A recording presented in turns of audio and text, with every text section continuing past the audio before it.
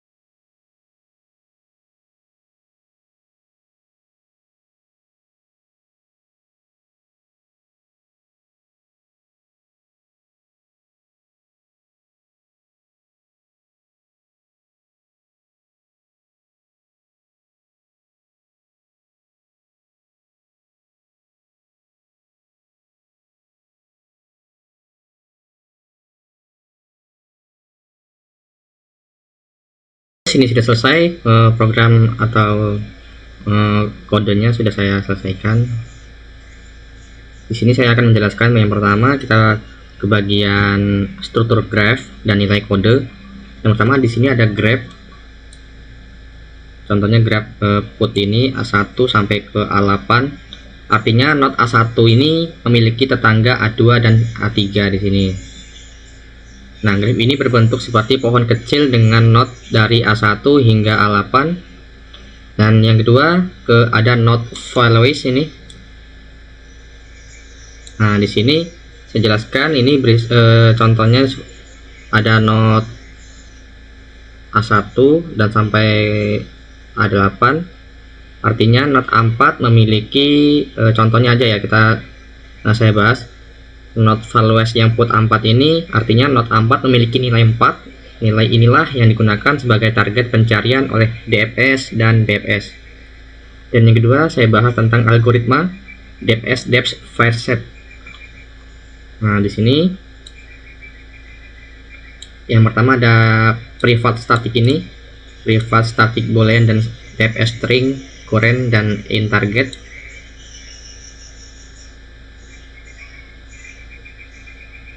Nah, di sini ya. Yang pertama, cara kerjanya, node A1 dijadikan titik awal, dan yang kedua, setiap node yang dikunjungi ditandai ke dalam visited ini. Dan yang kedua, ditambahkan ke path PATH. Yang ketiga, program ini mencetak nodes yang sedang dikunjungi berikut nilainya.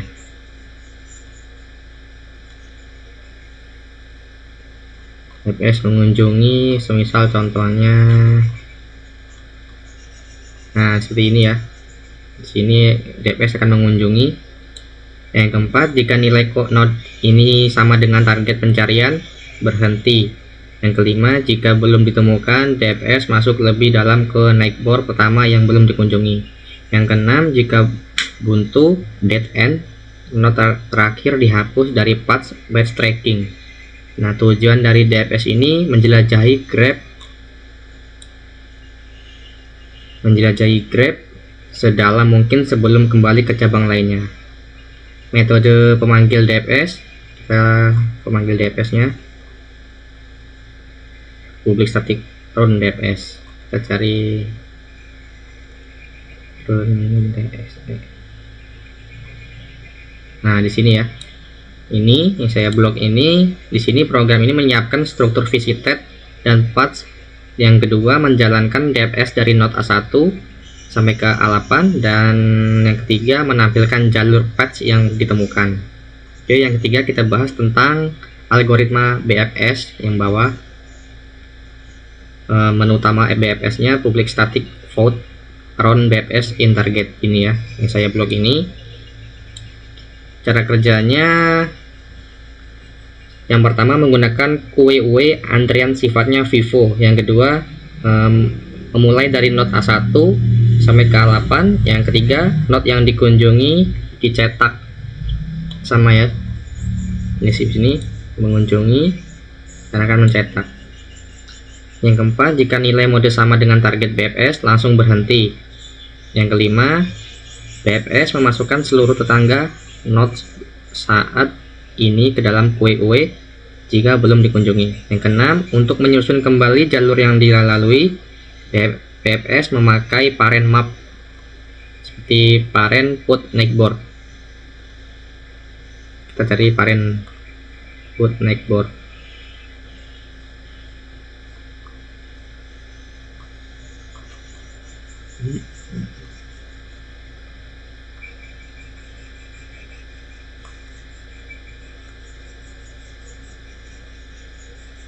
Oh, sini kan ya.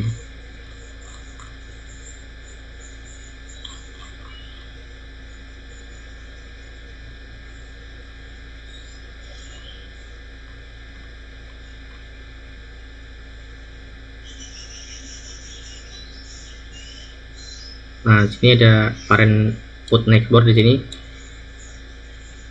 Yang ketujuh, setelah node target ditemukan, BFS membalik jalur menggunakan parent. Tujuan BFS ini menjelajahi graph secara melebar level demi level. Yang keempat, kita masuk ke bagian main atau input user. Ini. Pada bagian main, program ini meminta dua input dari pengguna, seperti masukkan nilai. Nah, masukkan nilai DFS ini 1 sampai 8 ya, dan sama yang di bawahnya BFS. Masukkan nilai untuk pencarian BFS 1 sampai 8. Lalu menjalankan yang run DFS ini, yang bawah ini. Yang kelima, ringkasan perbedaan DFS dan BFS dalam program. Yang pertama, aspek struktur datanya, DFS, rekursi, ditambah backtracking. Kalau BFS itu QUE.